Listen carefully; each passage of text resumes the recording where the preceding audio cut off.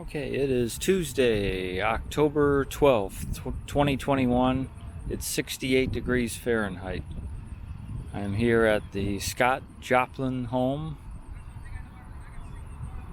It's a National Historic Landmark.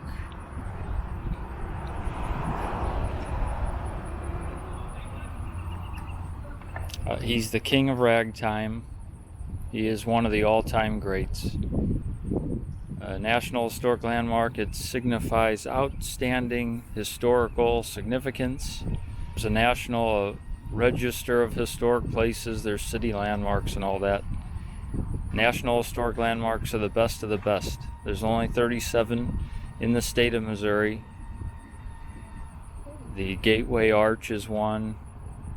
The Eads Bridge, Union Station, the U.S. Custom House and Old Post Office, the Anheuser-Busch Brewery, things like that. There's 88 in Illinois. There's the Lincoln Home, the Lincoln Tomb, Cahokia Mounds, of course, Wrigley Field. The Eads Bridge is in both states, Missouri and Illinois.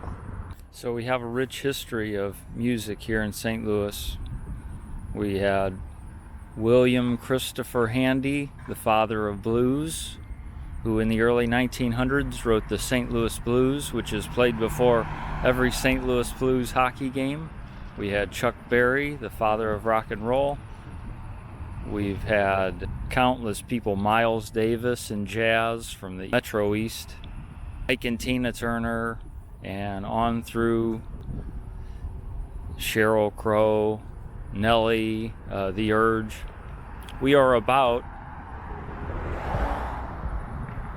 probably less than 2 miles from the arch, really.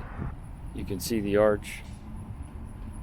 Sheryl Crow played Leaving Las Vegas for the first time at Mississippi Nights, where the Lumiere Casino now is, and the Urge played there a whole bunch of times, and you could go on and on. We have a very rich history, and right at the top with all of them is Scott Joplin. He is one of the best, one of my favorites. He grew up in Texas and Arkansas. Then he went to the World's Fair in Chicago in 1893. Then he moved to Sedalia, Missouri in 1894. That's about 3 hours west of St. Louis. That's where he wrote Maple Leaf Rag, which is the original sheet music classic. Piano players love to play it.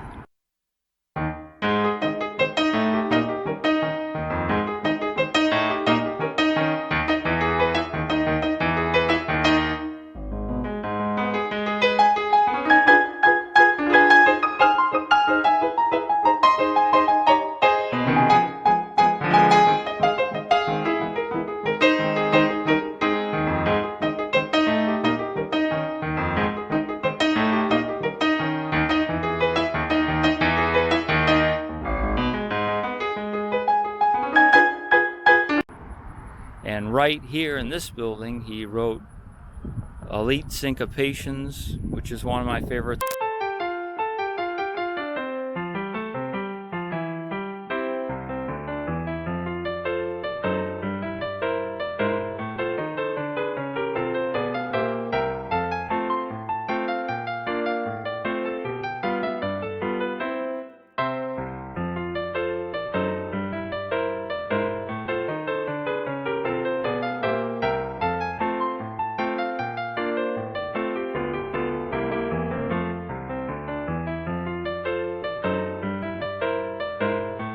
Favorites and The Entertainer, which became popularized by the movie The Sting in 1973, which won the Academy Award for Best Picture.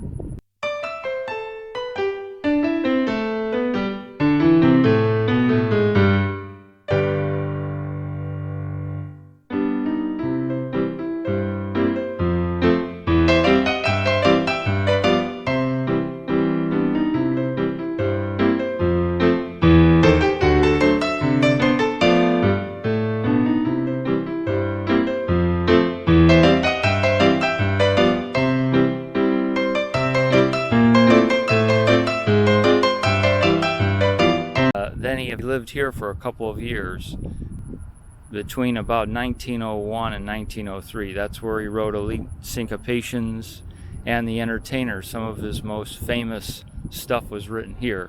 So there's a lot of history right here. And then later on, he moved to New York. He wanted to produce a couple of operas, and he wrote Pineapple Rag, and then even later on Magnetic Rag.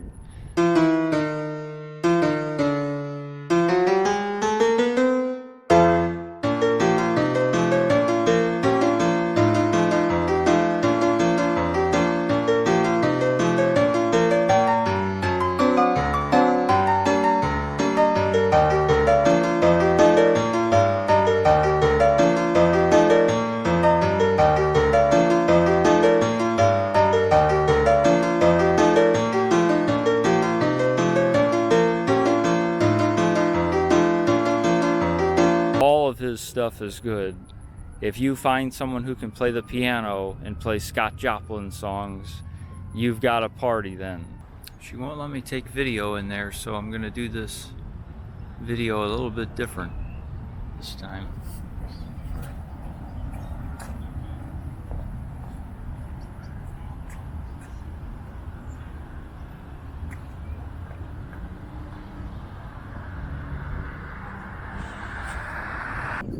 Okay, so this is behind the house now.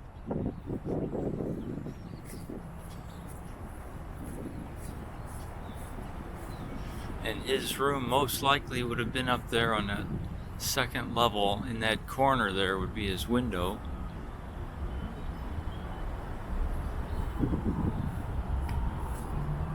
And back here, this is the cobblestone alleyway.